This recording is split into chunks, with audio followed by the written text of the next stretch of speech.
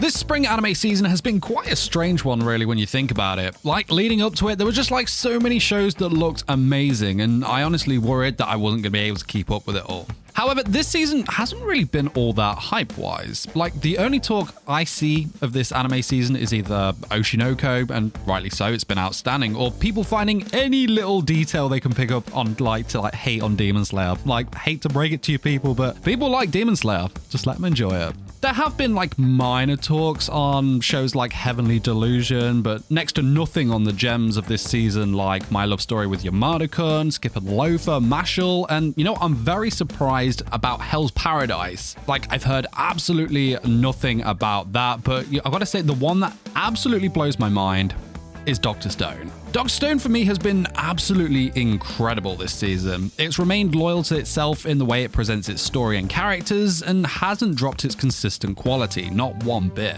Week in, week out, I am always super excited to see what is going on in Dr. Stone, and each week I'm left very satisfied by it, as well as, of course, wanting to find out what happens next. Senku and the crew are continuing to make amazing advancements in the kingdom of science, but we're also coming very close to solving the great mystery of who and what initially petrified humanity.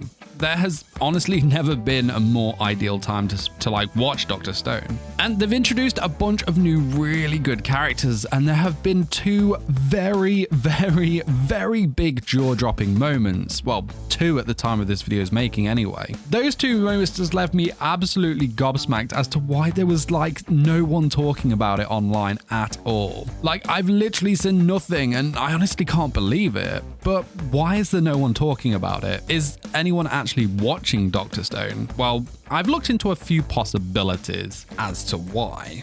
For me, Dr. Stone really does have a truly unique and captivating story. The series is of course set in a post-apocalyptic world, and it follows the story of Senku Ishigami, who's this brilliant young scientist who awakens from a petrified state after thousands of years. His goal, you ask? Yeah, to rebuild civilization using science. Now, the premise alone offers immense potential, blending adventure, science, and survival. So why isn't this compelling storyline resonating with anyone? Well, maybe it's because of just that.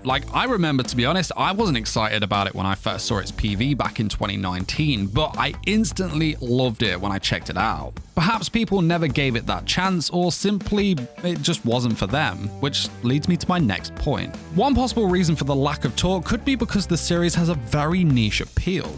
Dr. Stone heavily revolves around scientific principles and problem solving. While a number of fans are probably drawn to the show's more intellectual perspective, others may in fact be put off by it. For those without a scientific background, or those that just don't care for the subject, this show's explanations and technical language might be difficult to sit through, thereby restricting its popularity.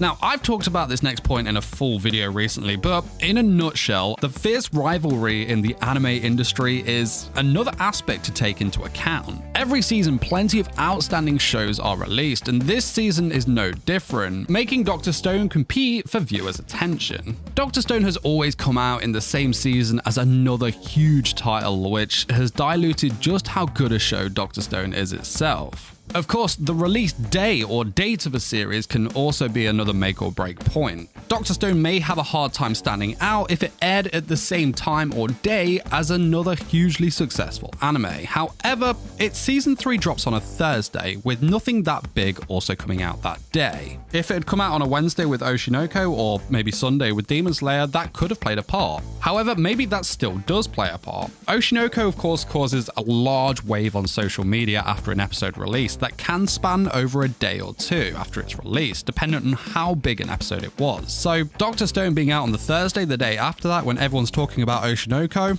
it could get caught under all of that. Or maybe it could be down to pacing issues. Especially in the case of long-running shows, pacing is essential for keeping viewers interested. When it comes to Dr. Stone, I did see that some people had said that the first few episodes didn't really catch them enough, which is fair and valid if they personally didn't get drawn into it. I personally did enjoy those first few episodes, but I've found that the plot does pick up steam and becomes more and more engrossing over time. A perhaps sluggish beginning could have turned off some viewers who didn't give it enough time to mature. However, I think that its pacing may suffer from seasonal syndrome. So what do I mean by seasonal syndrome? What I mean by that is, in the way that it comes out week after week. I think due to the nature of how these episodes roll out, being one every 7 days, that they really need to do something to stand out, or they are buried under the ones that did provide the big twist or, the epic animation that week or whatever. And I think it's the longer running shows such as Dr. Stone that suffer more from this. I recently rewatched the first and second season, and I personally felt that watching the episodes back to back added more immersion to the story, as you were in the flow of the show's vibe, if that makes sense. Like, you're not distracted by anything else other than the show itself. You're not watching 10 to 12 different shows in a week, but solely just that one and all at once, so everything is fresh in your mind as you rolled over to the next episode. Perhaps the seasonal release has a part to play in how quiet talk of the show has been. Or perhaps the show's aesthetic has a part to play in all of this. And even though this is of course a matter of opinion, it is important to note that not everyone will enjoy Dr. Stone's animation style. I personally think the series has a distinctive art style that leans towards a more simplistic yet vibrant approach. While this style is perfect for the show's overall tone and puts emphasis on not only its scientific theme but humor, some viewers may prefer a different visual experience, leading them to pass on Dr. Stone. It could simply be the way the characters are designed, or just that there isn't any major CGI that anime fans love so much. For good or bad reasons, Dr. Stone may be out of the anime community's conversations for just the way it looks.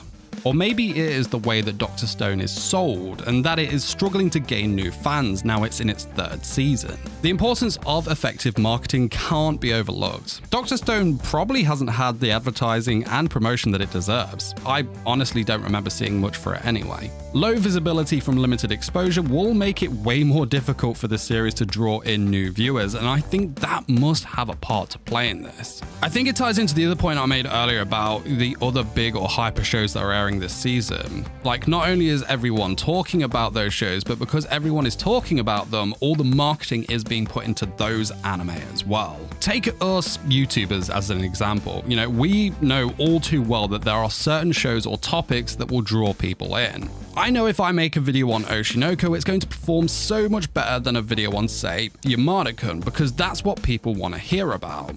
In turn, we as YouTubers are going to go towards the views, be it for growth or monetary reasons. Thus, you'll see more videos on a show like Oshinoko rather than Dr. Stone, and that is the same with marketing from the best example I could come up with. What do you think on this? Do you agree with my points, or do you have any theories of your own? I'd love to hear your thoughts and opinions, and while you wait for the next video to drop, why not check out the video I mentioned earlier going in more depth about how Dr. Stone is overshadowed by other huge anime.